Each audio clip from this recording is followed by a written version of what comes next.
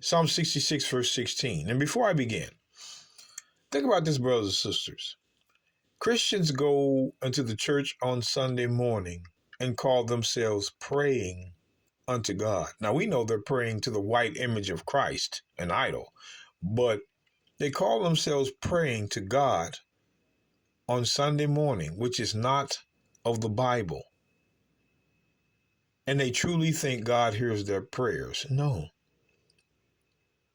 We're going to prove that. The book of Psalms 66:16. Come and hear, all ye that fear God. To fear God is to keep the commandments. Ecclesiastes 12:13. And I will declare what he hath done for my soul. I cried unto him with my mouth, and he was extolled with my tongue. Look at this. Watch this. If I regard iniquity in my heart, the Lord will not hear me. What you mean, hear me? Let's read that again. If I regard iniquity in my heart, sin, the Lord will not hear me. So if sin is in the heart of a man or a woman, and they try to pray, the Lord does not hear it. We're showing you this.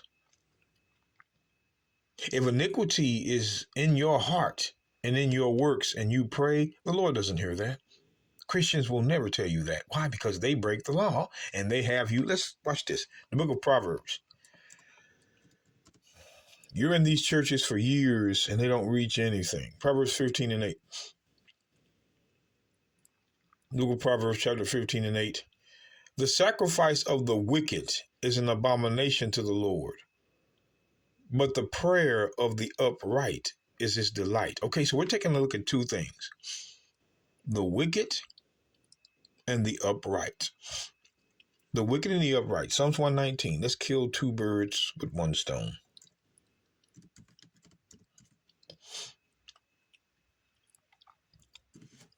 Psalms 119.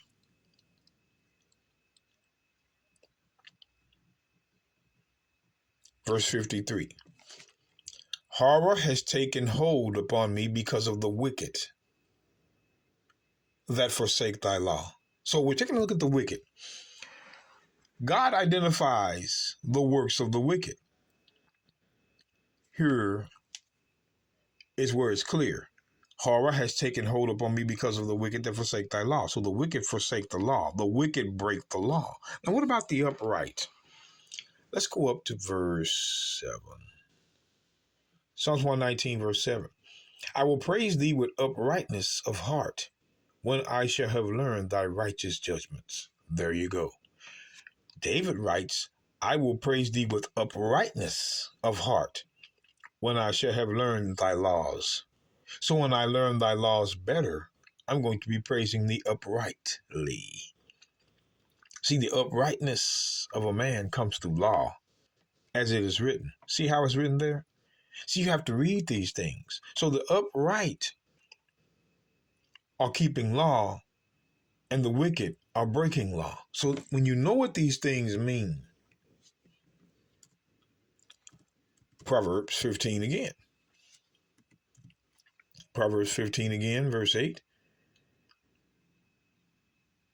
It says, the sacrifice of the sinner, those that break the law, is an abomination to the Lord. But the prayer of the upright, those that keep the law, is his delight. See, you're upright when you learn the righteous judgments, which are the laws. And you're wicked when you forsake the law, as we read in Psalms 119:53. Proof text. So the sacrifice of the sinner is an abomination to the Lord, but the prayer of the upright, the law keepers, is his delight. So again, brothers, think the prayer of the law keepers are his delight. Watch, let's go to Proverbs. Let's drop down to verse 29.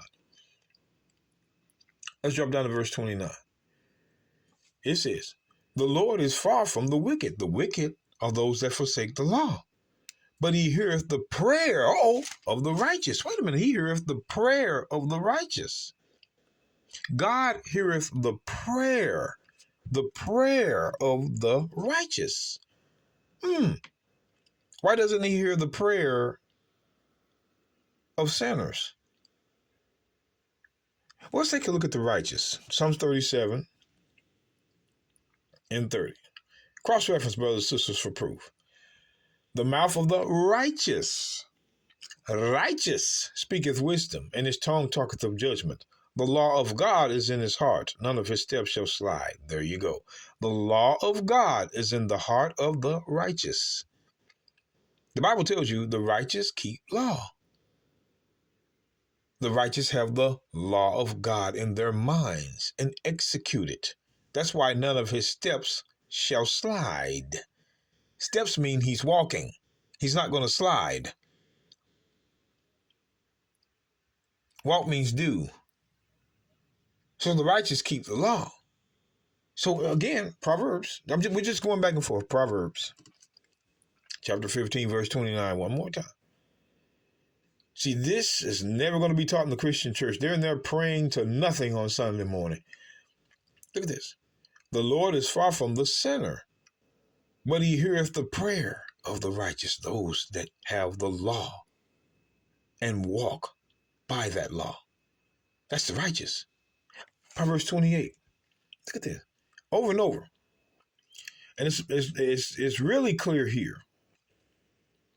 It's really clear here. The book of Proverbs, chapter 28 and 9. He that turneth away his ear from hearing the law. He that turneth away his ear from hearing the law, even his prayer shall be sin. Abomination is sin. So if you turn your ear away from hearing the law, which is keep the law, and you try to pray to God, that prayer is sin. Christians are not going to tell you that. While they're praying up in a brick building on the corner on Sunday morning, God doesn't hear that. And see, our people don't know that, so they pray in the midst of the Gentiles who pray to nothing, which is the white image, of course, of Christ. That's nothing. Look at this. He that turneth away his ear from hearing the law, even his prayer shall be abomination, sin. That's clear.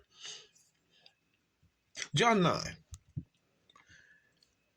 And even before we do that, let's look at 1 John. 1 John 3. Verse 4. Christians try to avoid what sin really is, but they're not going to get away with it. 1 John 3 and 4. Whosoever committeth sin transgresseth also the law, for sin is transgression of the law. That's what sin is. Sin has always been transgression of the law. It is nothing else. Oh, if you don't have faith, no. They try to use Romans 14:23. No. This is what sin is, transgression of the law. So when I go back to John 9, John 9.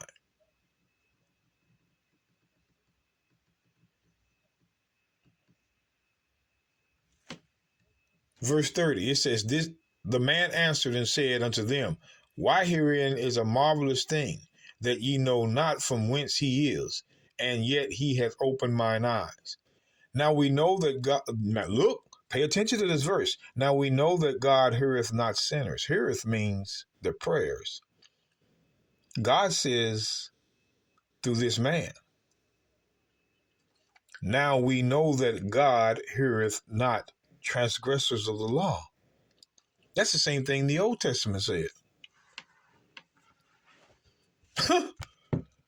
Now we know God heareth not sinners. He does not hear the prayer of sinners. So who are they praying to on Sunday morning?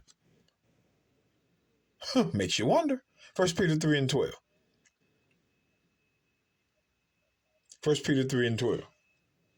It says, for the eyes of the Lord are over the righteous, the law keepers, and his ears are open to their prayers, just like it said in the Old Testament. The New Testament says the same thing as the Old when it comes to prayer. His ears are open to the prayer of the righteous, which are the law keepers. It never changed.